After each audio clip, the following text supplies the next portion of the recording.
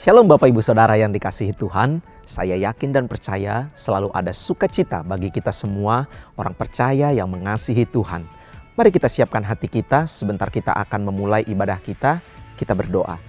Bapa yang baik dalam surga, kami percaya hari ini Engkau siap memberkati kami Tuhan lewat ibadah online kami. Pujian penyembahan firman-Mu yang kami dengarkan, yang kami naikkan Tuhan semua hari ini, Engkau siap melawat setiap kami.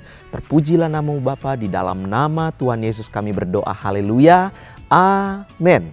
Selamat beribadah, Tuhan Yesus memberkati. Terus tetap semangat memuji, menyembah Tuhan. Katakan haleluya. Lebih kuat dari dosa, kasih yang menemukanku, selamatkan dan pulihkanku.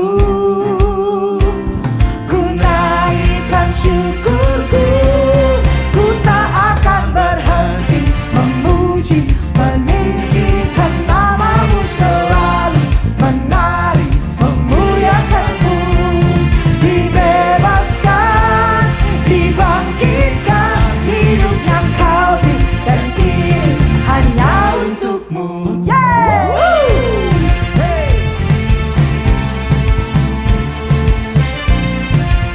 Haleluya. Sekali lagi. Kasih yang begitu besar, lebih kuat dari dosa, kasih yang menemukanku, selamatkan dan pulihkanku. Ku naikkan syukurku, ku tak akan berhenti memuji, meninggikan nama-Mu selalu, menari, memuliakan-Mu. Dibebaskan, dibangkitkan, hidup yang Kau beri dan kini hanya untuk-Mu. Terus tepuk tangan buat Tuhan, menari buat Tuhan. Haleluya.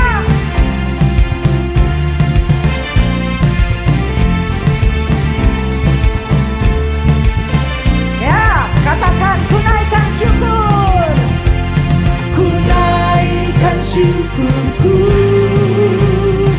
ku naikkan syukurku. Ku tak akan berhenti memuji, meninggikan nama-Mu selalu, menari, memuliakan-Mu. Dibebaskan, dibangkitkan, hidup yang Kau beri dan kini hanya untuk-Mu. Takkan berhenti meninggikan nama-Mu. Amin. Dibebaskan, dibangkitkan, hidup yang Kau beri dan kini hanya untuk-Mu. Hidup yang Kau beri dan kini hanya untuk-Mu. Hidup yang Kau beri dan kini hanya untuk-Mu. Beri tepuk tangan buat Tuhan. Haleluya. Haleluya. Haleluya. Oh, terima kasih Tuhan. Oh, ralabasyana ralabalaba. Terima kasih Tuhan. Terima kasih Tuhan. Apa yang sudah Kau berikan buat kami Tuhan. Haleluya. Terima kasih Tuhan. Haleluya. Oh, ralabasyana. Mari sama-sama kita mau naikkan syukur pada Tuhan. Ku naikkan syukur padamu Yesus, ku sembah sujud kepadamu Tuhan, di hadapan tahta kemuliaan-Mu. Ku tinggikan, ku agungkan selamanya. Ku naikkan syukur padamu Yesus, ku sembah sujud kepadamu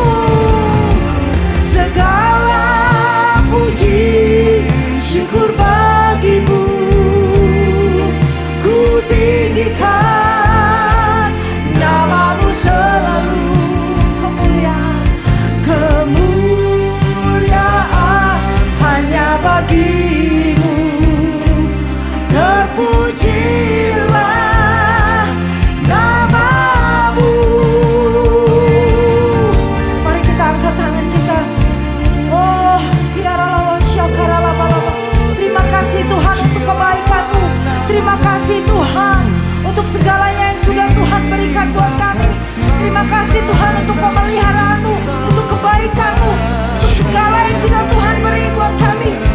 Terima kasih Tuhan. Terima kasih kami masuki di tahun yang baru.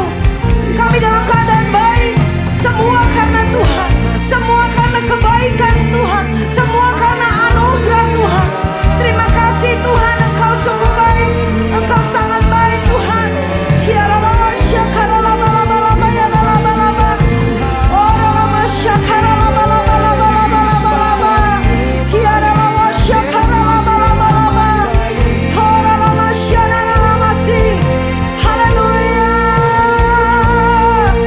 Segala puji hormat, segala puji syukur bagimu, ku tinggikan namamu selalu.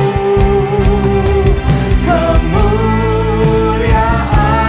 hanya bagimu, terpujilah namamu. Segala puji, segala puji syukur bagimu, ku tinggikan namamu selalu. Kemuliaan hanya bagi, terpujilah, terpujilah nama. Kemuliaan hanya bagimu, kemuliaan hanya bagimu, terpujilah namamu. Kemuliaan hanya bagimu, kemuliaan hanya bagimu, terpujilah namamu.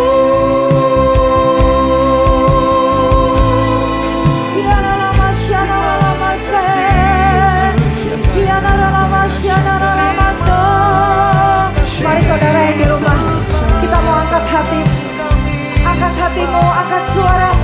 Mari saudara, kita mau sembah Tuhan.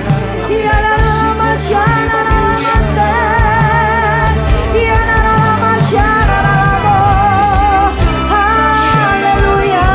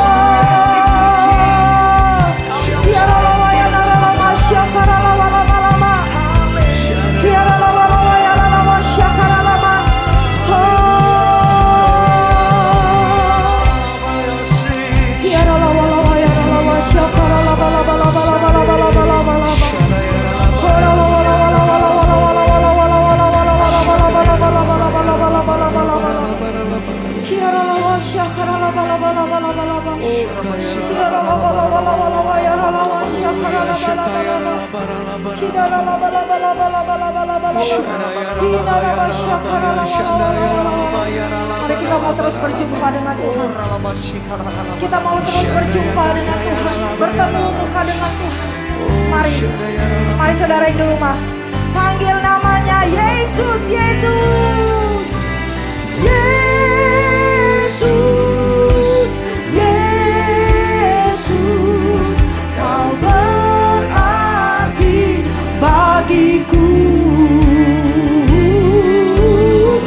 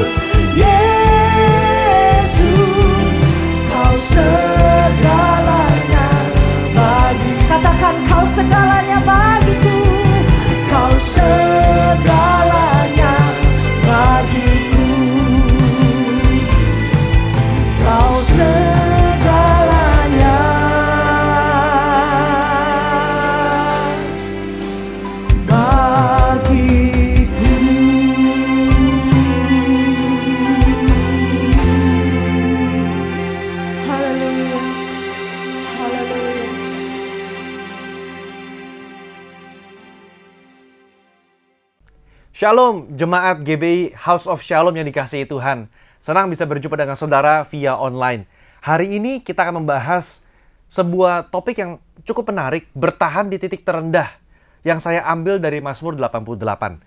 Nah Bapak Ibu, Mazmur 88 Mazmur yang unik. Kenapa? Karena Mazmur ini menurut saya pribadi adalah Mazmur yang paling kelam, paling galau, paling sedih yang pernah saya baca di seluruh kitab Mazmur.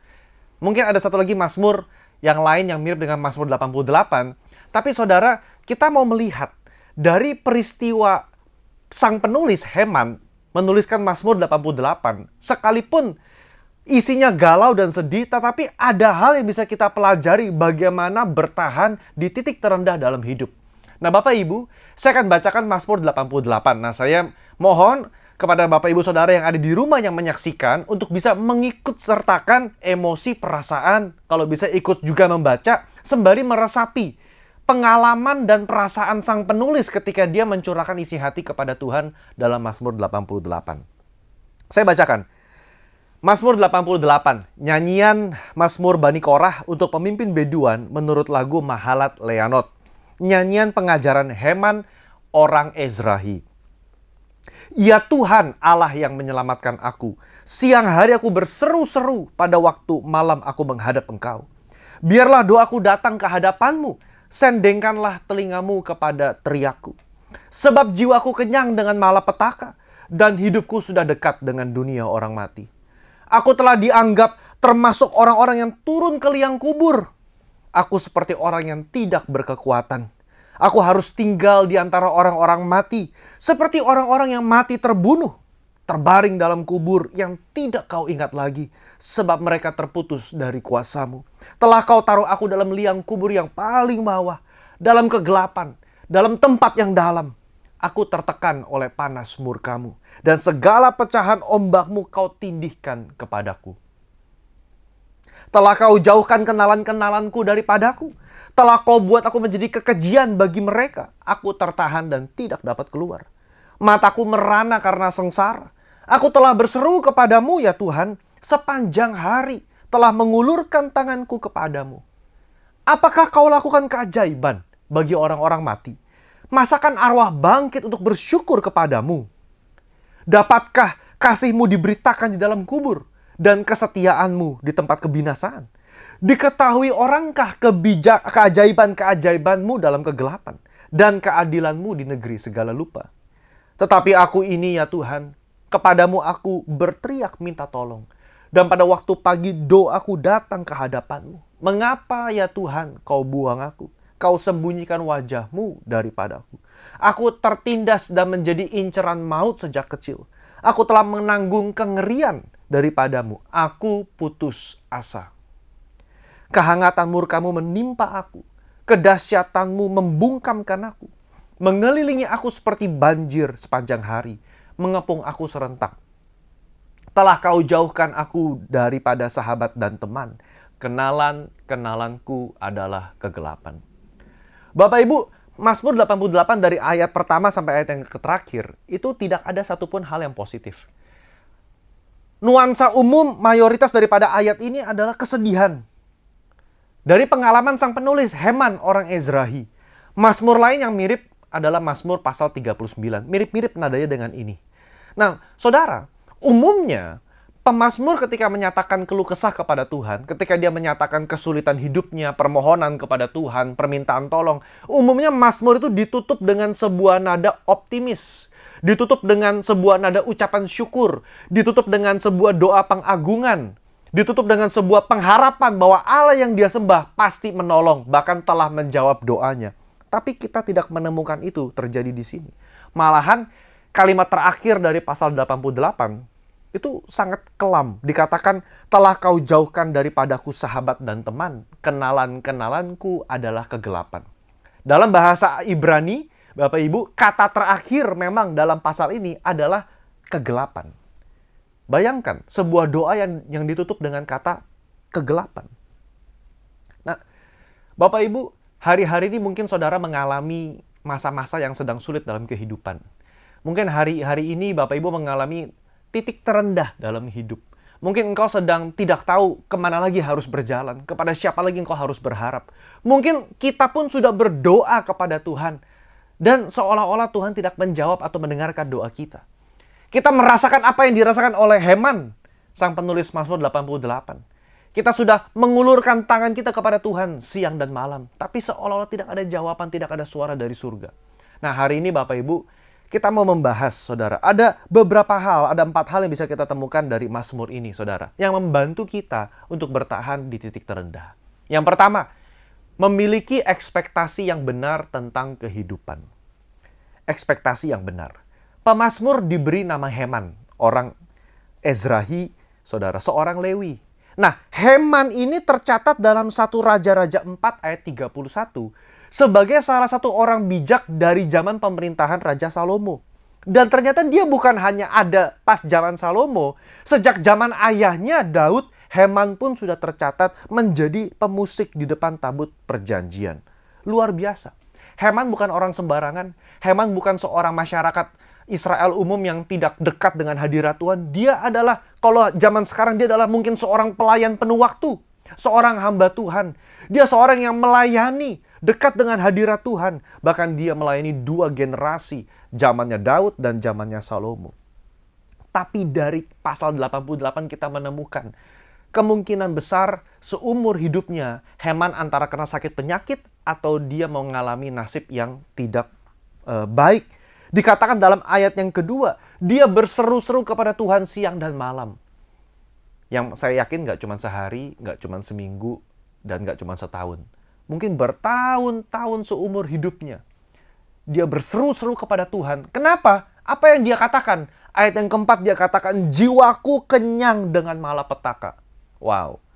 Saudara, saya gak terbayang kehidupan seperti apa yang Heman jalani. Sampai dia berkata, jiwaku kenyang dengan malapetaka.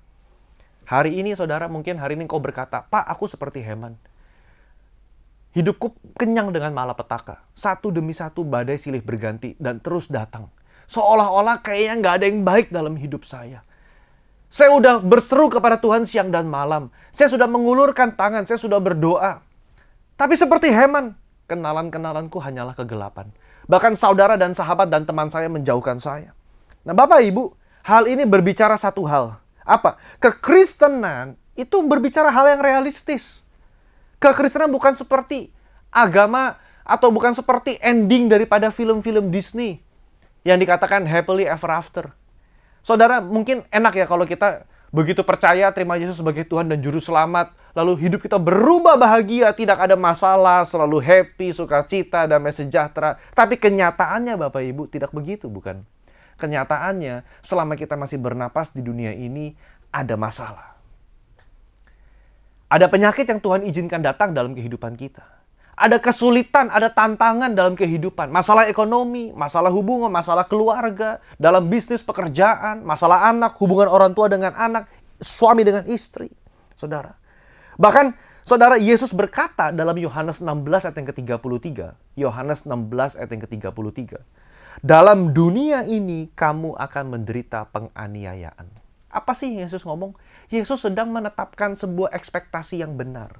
Kalau kamu ikut aku tidak menjanjikan kemudahan dalam hidup. Tapi yang kujanjikan adalah Immanuel, Allah beserta dengan kita. Terkadang kita terluka dan kecewa. Kenapa, saudara? Karena ekspektasi kita yang salah tentang kehidupan. Kita punya ekspektasi yang salah. Kita berpikir setelah saya percaya Yesus, setelah saya ikut Tuhan, wah, hidup saya akan menjadi lebih baik.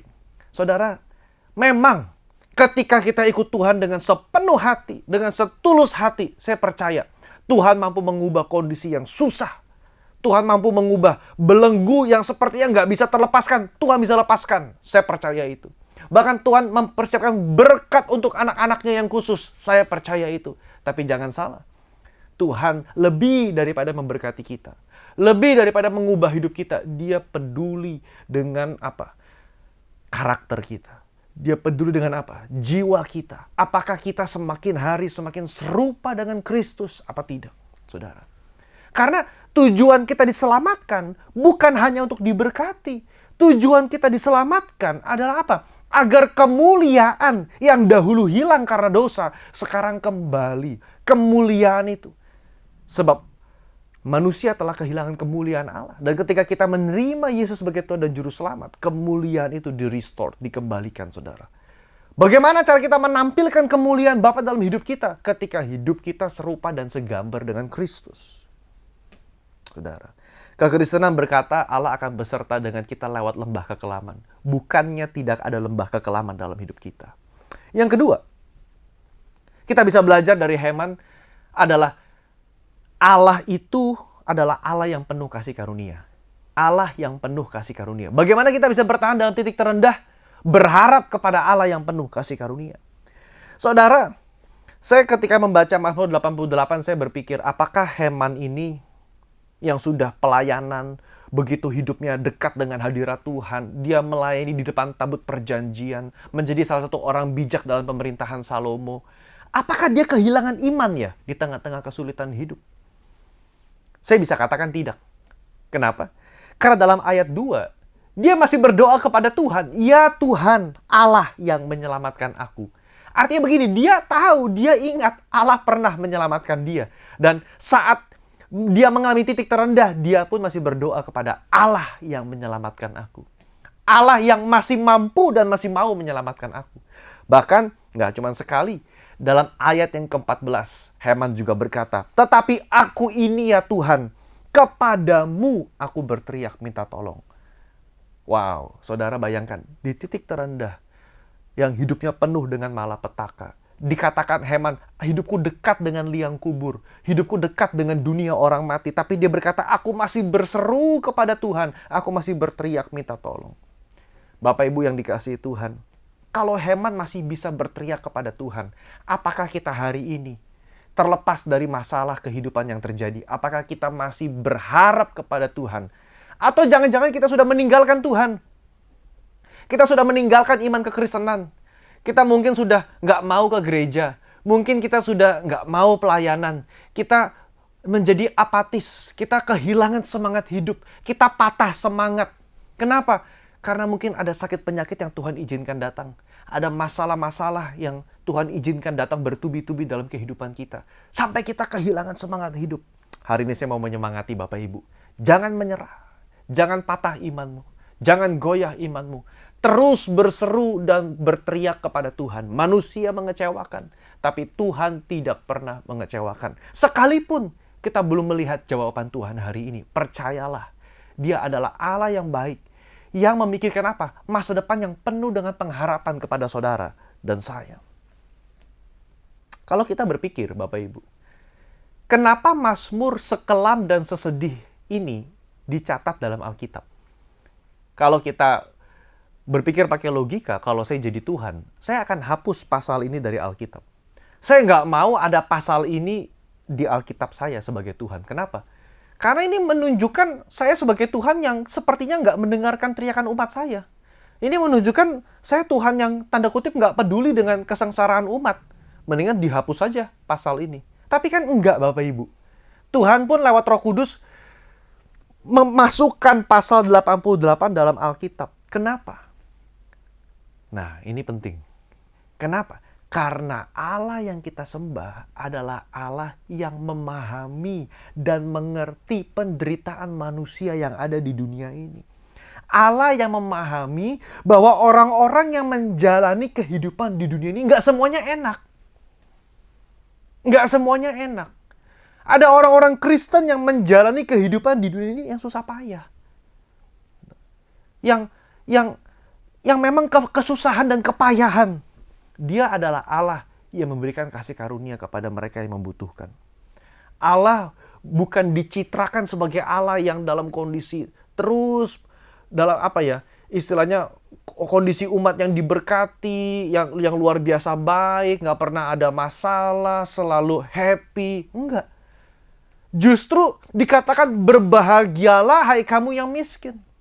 Berbahagialah hai kamu yang sedih. Mazmur 56 ayat yang ke-8 dikatakan, sengsaraku engkaulah yang menghitung-hitung. Air mataku kau taruh dalam kirbatmu. Dia adalah Allah yang mengerti bahasa tetesan air mata. Bahkan air mata kita ditampung dalam kirbatnya Tuhan. Dia bukan Allah yang hanya ada saat kita diberkati. saat hidup itu indah. Saat ada pelangi setelah hujan. Enggak. Dia adalah Allah di dalam momen-momen tergelap dalam kehidupan kita. Dia adalah Allah yang berdaulat, yang duduk di atas tahta bahkan ketika kita divonis dokter sebuah sakit penyakit. Dia adalah Allah yang tetap ada di samping kita ketika kita mengalami masalah kesulitan dalam hidup. Justru di titik terendah itulah kita merasakan kasih karunia Tuhan. Bapak Ibu, kita merasakan kehadiran Tuhan lebih terasa. Kita merasakan manifestasi kasih karunia Tuhan bukan saat kita diberkati, tapi saat kita mengalami banyak masalah. Disitulah kita mengalami betul. Dalam kelemahanku, kuasa Tuhan menjadi sempurna. Kita merasakan betul ketika kita sepertinya nggak punya pegangan dalam hidup. Ada kasih karunia Tuhan tercurah bagi kita, saudara. Itu membuat kita kuat. Itu membuat kita terus bertahan dalam hidup, nggak menyerah. Yang ketiga, Bapak Ibu. Titik terendah itu memiliki tujuan untuk memurnikan saudara dan saya. Titik terendah memiliki tujuan memurnikan saudara dan saya. Dalam ayat 11 sampai yang ke-13, saya bacakan sebentar Bapak Ibu ya. Ayat 11 sampai 13 itu ada beberapa pertanyaan retoris. Apa pertanyaan retoris? Pertanyaan yang sebetulnya nggak perlu dijawab. Gitu. Karena pemazmur si Heman sudah tahu jawabannya. Cuman dia nyatakan kepada Tuhan keluh kesahnya, saudara. Kalau bahasa sekarang, dia setengah nyindir ke Tuhan. Dia ngomong begini, apakah kau lakukan keajaiban bagi orang-orang mati? Masakan arwah bangkit untuk bersyukur kepadamu? Dapatkah kasihmu diberitakan dalam kubur? Dan kesetiaanmu di tempat kebinasaan? Diketahui orangkah keajaibanmu dalam kegelapan dan keadilanmu di negeri segala lupa? Ini Heman mau ngomong apa sih maksudnya? Poinnya begini, dia ngomong begini. Tuhan, selamatin saya dong. Sembuhkan saya dong. Tolong saya dong. Karena kalau saya mati, masuk ke liang kubur, ke dunia segala lupa, aku udah nggak bisa lagi mengucap syukur. Aku udah nggak bisa lagi mengucapkan segala keajaibanmu. Aku udah nggak bisa lagi memberitakan kasih setiamu kepada orang-orang. Aku udah mati, percuma. Jadi Tuhan, tolong selamatin saya. Agar saya bisa bersaksi. Itu maksudnya Heman dalam ayat 11-13. Saudara.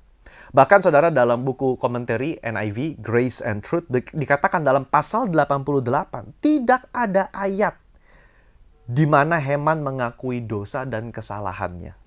Saudara, kemungkinan besar, saudara, Heman merasakan sakit yang susah payah, kesulitan malapetaka. Dia merasa ini bukan salah saya loh ini. Ini bukan salah saya. Saya pelayanan. Saya main musik depan tabut perjanjian. Saya menjadi penasehat dalam Raja Salomo. Saya hidup jujur, saya hidup benar. Kenapa saya menderita seperti ini? Saudara, ini mirip-mirip dengan kisah Ayub, bukan? Kita nggak punya waktu untuk bahas seluruh kisah Ayub. Tapi saudara, ini mirip dengan kisah Ayub. Ayub dia berdebat sama Tuhan. Dia berkata, Tuhan, kenapa saya diizinkan terjadi hal-hal seperti ini? Saya orang benar. Saya memberi makan orang-orang. Saya memberikan pakaian kepada orang yang membutuhkan. Saya berdoa buat anak-anak saya juga tiap hari. Saya memberikan korban bakaran. Tapi kenapa Tuhan izinkan anak saya meninggal? Harta benda saya habis. Tubuh saya kena borok.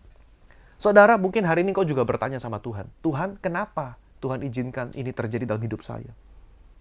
Saya udah pelayanan Tuhan. Saya rajin ke gereja. Saya pelayanan. Saya hidup jujur. Saya nggak macem-macem. Saya hidup benar di hadapan Tuhan. Tapi kenapa Tuhan izinkan ini terjadi? Bapak Ibu, dalam kisah Ayub, kita mengerti. Ternyata iblis yang menyerang Ayub, dia ngomong sama Tuhan. Ini kisah di surga. Iblis ngomong sama Tuhan, Tuhan, jelas aja Ayub menyembah Engkau. Karena Engkau melindungi Ayub, Engkau memberkati Ayub. Coba dicabut berkatnya. Coba ditarik pagar perlindungan. Pasti Ayub akan mengutuki Engkau. Apa yang Tuhan berkata? Apa yang Tuhan bilang, saudara? Oke, silakan coba. Tapi jangan pegang nyawanya Ayub. Dan saudara, iblis menghancurkan kehidupan Ayub. Dan betul seperti apa kata Allah. Sampai pada akhirnya, Ayub tidak berdosa. Sampai pada akhirnya, Ayub tidak menyalahkan Allah. Dia berkata kepada istrinya, masakan kita hanya mau menerima yang baik dari Allah, tapi tidak mau menerima yang buruk. Lewat penderitaan Ayub, kita melihat bahwa tuduhan iblis itu tidak terbukti. Pada akhirnya Ayub bersalah dan berdosa di hadapan Tuhan. Kenapa? Karena dia menyadari bahwa kebenaran hidupnya bukan karena dia, semata-mata karena kasih karunia daripada Tuhan. Hari ini kalau kita menderita, hari ini kalau engkau dalam titik terendah dalam hidup, mungkin Tuhan sedang mengajarkan sesuatu untuk kita memurnikan hati dan motivasi kita. Mengajarkan apa? Bahwa kita mengikut Tuhan bukan hanya karena berkatnya saja. Kita mengikut Tuhan karena siapa Dia. Karena Yesus, Sang Juru Selamat itu telah mati, memberikan segalanya bagi kita. Karena kita yang harusnya mati, beroleh keselamatan kekal karena Yesus. Poin yang terakhir, yang keempat, saudara, dalam Mazmur 88, apa yang kita bisa pelajari? Kita kuat bertahan karena Yesus telah melewati titik terendah itu. Pada bulan April kita memperingati Jumat Agung, peristiwa kematian Yesus. Kalau saudara mengingat-ingat, kita berpikir, Tuhan, saya nggak sanggup, saya susah hidup saya. Saudara, bandingkan hidup kita dengan Yesus. Dia yang seharusnya tidak mati, dia mati menggantikan saudara dan saya. Kenapa kita bisa bertahan? Karena Yesus telah menjalaninya terlebih dahulu. Yesus telah berada di titik terendah dalam hidupnya. Saudara, dia yang kaya menjadi miskin. Dia yang tidak berdosa dibuat menjadi dosa. Supaya kita yang berdosa dibenarkan di hadapan Bapa. Yesus melewati masa-masa tergelap dalam hidupnya. Kalau Heman tulis, Tuhan, Engkau menjauhkan aku dari sahabat dan kenalan, teman-temanku adalah kegelapan. Saudara, Yesus dikhianati oleh muridnya sendiri. Bahkan sampai pada akhirnya murid-muridnya kabur. Petrus menyangkal Yesus 3 kali. Saya nggak kebayang betapa sedih perasaan Yesus saat itu. Kalau hari ini kita berkata, Tuhan, aku nggak punya teman. Saudara, Yesus kasih Roh Kudus menjadi sahabat sejati saudara. Yesus bahkan pada titik puncak penderitaannya, dia berkata di atas kayu salib, Eli, Eli, lama sabachthani. Allahku, Allahku, mengapa engkau meninggalkan aku? Dia mengalami kesendirian yang ultimat. Allah Bapa memalingkan mukanya karena nggak sanggup melihat Yesus, anaknya yang menanggung dosa umat manusia. Dia mengalami kesendirian. Jadi Bapak Ibu yang sangat dikasihi Tuhan, kalau hari ini kita mengalami kesendirian, mungkin engkau sedang mengalami stres, jangan merasa sendiri. Jangan merasa sendiri. Karena Yesus telah melewati itu agar saudara tidak perlu merasa sendirian. Apa yang perlu kita lakukan? Segera kontak gereja. Segera cari pemimpin kul saudara. Minta didoakan, minta dukungan doa, minta support saudara. Kenapa? Karena itulah gunanya kita hidup berkomunitas dalam gereja lokal, saudara. 4 hal yang kita pelajari dari Mazmur 88. Yang pertama, saya akan ulang, ekspektasi yang benar tentang kehidupan. Bahwa agama Kristen adalah agama yang sangat realistis. Yang kedua, berharap kepada Allah yang penuh dengan kasih karunia. Ingat Bapak Ibu, justru dalam kelemahan kita, kuasa Tuhan menjadi sempurna. Yang ketiga, titik terendah memiliki tujuan untuk memurnikan saudara dan saya. Karena ketika Yesus datang kali yang kedua, dia bertanya, adakah kutemukan iman di dunia ini? Dia mencari iman Bapak Ibu dan saya.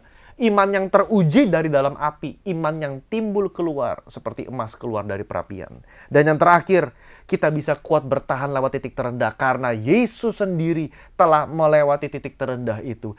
Ketika Yesus bangkit dari kubur, dia berkata, hai maut, di mana sengatmu? Saudara, kita tidak hidup selama-lamanya di dunia ini. Satu saat nanti, Tuhan akan datang kali yang kedua. Atau kita yang datang kepada Dia lebih dahulu. Dan di sanalah kehidupan kita yang sejati dimulai. Dalam kekekalan itulah tidak ada lagi ratap dan kertak gigi. Tidak ada lagi sakit penyakit. Tidak ada lagi penderitaan. Kita hidup bersama-sama dengan Yesus selama-lamanya. Memuji, menyembah Dia dan memerintah bersama dengan Dia. Amin. Saya ingin berdoa bagi saudara. Mari kita tutup mata kita berdoa. Bapa dalam surga, firman-Mu telah disampaikan. Hamba yang terbatas ini Tuhan memohon agar pengurapan daripada Roh Kudus turun kepada setiap umat-Mu yang mendengar kebenaran firman ini. Agar setiap kami Tuhan yang mungkin mengalami masalah, mengalami tantangan dalam kehidupan, Tuhan berkati, Tuhan kuatkan, Roh Kudus hibur, berikan tuntunan, Engkau adalah gunung batu kami, kota benteng kami yang teguh. Agar iman kami tetap teguh di dalam Tuhan. Kami nggak berharap kepada manusia, kami berharap kepada Tuhan, karena Engkau tidak pernah mengecewakan kami. Hamba berdoa Tuhan, biar seluruh umat-Mu yang mendengar khotbah ini dimanapun mereka berada, diberkati. Dan justru lewat pengalaman-pengalaman titik terendah ini, kami menjadi saksi kepada orang-orang betapa baiknya Tuhan. Terima kasih Bapa. Dalam nama Yesus, kami berdoa dan mengucap syukur. Sama-sama kita katakan, amin.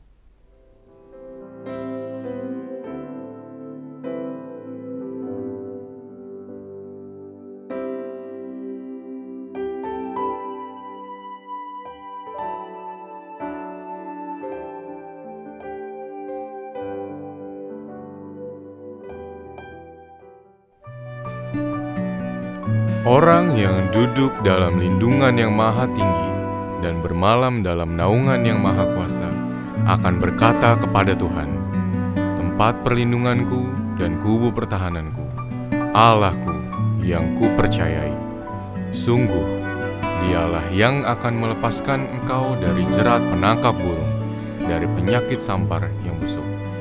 Dengan kepaknya Ia akan menudungi engkau. Di bawah sayapnya engkau akan berlindung. Kesetiaannya ialah perisai dan pagar tembok. Engkau tak usah takut terhadap kedahsyatan malam, terhadap panah yang terbang di waktu siang, terhadap penyakit sampar yang berjalan di dalam gelap, terhadap penyakit menular yang mengamuk di waktu petang. Walau 1.000 orang rebah di sisimu dan 10.000 di sebelah kananmu, tetapi itu tidak akan menimpamu. Engkau hanya menontonnya dengan matamu sendiri dan melihat pembalasan terhadap orang-orang fasik. Sebab Tuhan ialah tempat perlindunganmu, yang maha tinggi telah kau buat tempat perteduhanmu. Malapetaka tidak akan menimpa kamu, dan tulah tidak akan mendekat kepada kemahmu. Sebab malaikat-malaikatnya akan diperintahkannya kepadamu untuk menjaga engkau di segala jalanmu. Mereka akan menatang engkau di atas tangannya, supaya kakimu jangan terantuk kepada batu. Singa dan ular tedung akan kau langkahi. Engkau akan menginjak anak singa dan ular naga. Sungguh, hatinya melekat kepadaku, maka aku akan meluputkannya. Aku akan membentenginya, sebab ia mengenal namaku. Bila ia berseru kepadaku, aku akan menjawab. Aku akan menyertai dia dalam kesesakan. Aku akan meluputkannya dan memuliakannya. Dengan panjang umur akan kukenyangkan dia, dan akan kuperlihatkan kepadanya keselamatan daripadaku.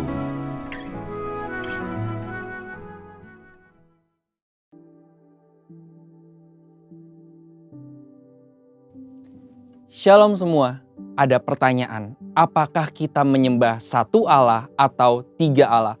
Berapa banyak kita di sini yang masih bingung bahkan mempertanyakan doktrin Allah Tritunggal? Apakah kita setuju atau tidak setuju? Saudara, ajaran Tritunggal adalah ajaran yang Alkitabiah. Ayat-ayat dalam Alkitab secara jelas menunjukkan konsep ini sekalipun tidak menggunakan kata Tritunggal. Istilah Tritunggal sendiri dirumuskan oleh bapak-bapak gereja pada Konsili di Nisea tahun 325 dan telah digunakan oleh gereja selama ribuan tahun untuk menjelaskan pribadi Allah. Namun yang perlu dicatat adalah kita tidak bisa memahami Allah dengan sempurna. Kita hanya dapat memahami Allah sejauh mana Ia menyatakan dirinya kepada kita. Dan konsep Tritunggal yang telah dirumuskan ini adalah kompilasi konsep pernyataan diri Allah yang tercatat dalam teks Alkitab. Lalu sekarang, yang sering menjadi pertanyaan, apakah orang Kristen menyembah satu Allah atau tiga Allah? Secara tegas, doktrin Kristen menjawab bahwa kita menganut monoteisme yang artinya hanya menyembah satu Allah. Orang Israel sendiri mendeklarasikan keesaan Allah ini sebagaimana ditulis dalam Ulangan 6 ayat 4. Dengarlah hai orang Israel, Tuhan itu Allah kita, Tuhan itu Esa. Kata Esa menunjukkan tunggal atau satu. Deklarasi ini kemudian dikonfirmasi oleh ayat-ayat dalam Perjanjian Baru. Namun di lain pihak, kata Elohim justru bersifat jamak. Perjanjian Baru juga menyebutkan bahwa ada 3 pribadi Allah, yaitu Bapa, Anak, dan Roh Kudus. Sebagai contoh, adalah peristiwa ketika Yesus dibaptis. Dalam peristiwa tersebut terlihat ada pemisahan yang jelas, yaitu Yesus sebagai anak yang dibaptis, Bapa berbicara dari sorga, dan Roh Kudus turun seperti burung merpati ke atas Yesus. Tentu pemahaman kekristenan ini adalah suatu pemahaman yang unik dan sulit dicerna. Maka istilah Tritunggal menjadi jawaban dari permasalahan ini. Kita menyembah satu Allah, yaitu Bapa, Anak, dan Roh Kudus, ketiganya yang esa. Pengertian Tritunggal sendiri berarti Allah itu esa dan memiliki 3 pribadi yang sama kekal dan sederajat. Sama dalam hakikat tetapi beda dalam pribadinya. Satu hakikat, 3 pribadi. Jadi Bapa adalah Allah, Anak adalah Allah, dan Roh Kudus adalah Allah. Tidak ada 3 Allah melainkan satu Allah. Doktrin Tritunggal ini telah disepakati dan digunakan oleh seluruh aliran Kristen arus utama seperti Pentakosta, Protestan, Katolik, dan lain-lain. Sehingga dapat menjadi alat ukur apakah sebuah gereja menggunakan doktrin yang benar atau tidak. Adapun dalam sejarah pernah ada beberapa pemahaman yang salah terkait doktrin Tritunggal. GBI sendiri lewat pengakuan iman, pengajaran dasar, dan tata gereja GBI secara jelas menganut pemahaman Tritunggal, yaitu satu hakikat, 3 pribadi. Ketiga pribadi Allah dalam Allah Tritunggal sendiri juga memiliki peran yang spesifik. Misalnya, Bapa sebagai pencipta dan pemelihara, Anak sebagai pendamai dan penyelamat, Roh Kudus tinggal di dalam hati kita dan bekerja di hati kita. Lalu sekarang saudara, jika memahami Allah sesulit itu, bagaimana mungkin kita bisa menginjil agar orang-orang bisa bertobat dan menerima keselamatan?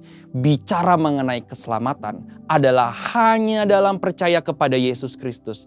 Setelah seseorang percaya, bertobat, dan menerima Tuhan Yesus, barulah perjalanan mengenal dan memahami Allah Tritunggal dimulai. Maka dari itu, sambil terus memahami kekayaan dan kebesaran Allah Tritunggal, kita juga harus terus memberitakan Yesus Kristus kepada dunia. Karena keselamatan hanya ada di dalam Yesus Kristus. Saudara, untuk penjelasan lebih lengkap dari tim teologi kami, silakan buka link yang ada di atas atau scan QR Code yang tersedia. Tuhan Yesus memberkati. Mari kita deklarasikan apa yang dimaksudkan dengan Pentakosta ketiga. 1. Pentakosta ketiga adalah pencurahan Roh Kudus yang dahsyat di zaman ini melebihi yang terjadi di Azusa Street. 2. Pentakosta ketiga akan mengakibatkan penuaian jiwa yang terbesar dan yang terakhir sebelum Tuhan Yesus datang kembali. 3. Pentakosta ketiga akan membangkitkan generasi Yeremia, yaitu anak-anak muda yang dipenuhi Roh Kudus, cinta mati-matian kepada Tuhan Yesus, tidak kompromi terhadap dosa, dan akan bergerak untuk memenangkan jiwa. 4. Pentakosta ketiga lahir di Indonesia dan bergerak ke bangsa-bangsa. Gerakan ini dari timur ke barat dan akan kembali ke Yerusalem. 5. Pentakosta ketiga akan memberikan kuasa untuk menyelesaikan amanat agung, dan setelah itu Tuhan Yesus datang kembali. Mari kita satukan hati kita berdoa. Bapa yang baik dalam surga, terima kasih Tuhan, kami mengucap syukur untuk hari ini. Kami percaya Engkau yang memberkati semua umat-Mu yang sudah beribadah. Walaupun secara online Tuhan, kami percaya hadirat-Mu Tuhan melimpah bekerja atas setiap umat-Mu. Mujizat Tuhan terjadi atas umat-Mu di rumah-rumah dimanapun yang menyaksikan, yang mengikuti tayangan ini di ibadah online kami. Tuhan, Engkau berkati, biarlah kasih-Mu bekerja dengan luar biasa. Dan kami juga berdoa Tuhan untuk hamba-Mu yang sudah menyampaikan firman Tuhan pada hari ini. Berkati hamba-Mu, biarlah semakin Engkau pakai, Engkau perlengkapi hamba-Mu ini dengan luar biasa. Dan kami percaya kuasa urapan Tuhan bekerja lebih dahsyat atas hamba-Mu ini Tuhan. Kami juga berdoa untuk Bapak Gembala Sidang kami, Bapak Pendeta Dr. Insinyur Niko Nyoto Raharjo dan keempat wakilnya. Tuhan, kami berdoa biarlah Bapak Gembala Sidang kami dan keempat wakilnya memiliki roh urapan Tuhan yang sama, sehingga bisa Tuhan bersama-sama untuk membangun kerajaan-Mu Tuhan, dan kemuliaan Tuhan dinyatakan atas gereja ini. Terima kasih Tuhan, dan kami juga berdoa untuk karayon kami, Bapak Pendeta Beni Gunawan dan staf penggembalaan yang ada di GBI Bintaro House of Shalom. Tuhan berkati semua, melimpahlah kasih anugerah Tuhan atas hamba-hambamu ini Tuhan. Biarlah semuanya boleh unity, bersatu hati Tuhan untuk membangun kerajaan-Mu, dan kami percaya penuaian itu terjadi di Pentakosta yang ketiga ini. Bintaro Rayon 1E dimenangkan bagi Tuhan. Terima kasih Tuhan, dan kami juga berdoa untuk Indonesia. Kami perkatakan shalom atas Indonesia. Diberkatilah Indonesia mulai dari Sabang sampai dengan Merauke. Diberkati semua penduduknya. Kami percaya lawatan-Mu, gerakan Tuhan melawat bangsa kami Indonesia. Engkau berkati Bapak Presiden kami, Wakil Presiden, semuanya lembaga tertinggi, lembaga tinggi negara ini Engkau berkati. Biarlah semuanya memimpin takut akan Tuhan. Engkau berkati semuanya. Terima kasih Tuhan, kami berdoa. Dan sebelum kami mengakhiri ibadah ini, kami mau menerima berkat yang daripada-Mu. Terima kasih Abba. Terima kasih Abba. Terima kasih. Terima kasih. Mari angkat tangan saudara. Terimalah berkat Tuhan. Kasih karunia yang berlimpah-limpah daripada Allah Bapa di dalam Anak yang tunggal Yesus Kristus. Persekutuan yang manis dengan Roh Kudus menyertai saudara sekalian mulai hari ini sampai Tuhan Yesus datang menjemput kita di awan-awan dan bahkan sampai selama-lamanya. Yang percaya bersama-sama katakan amin.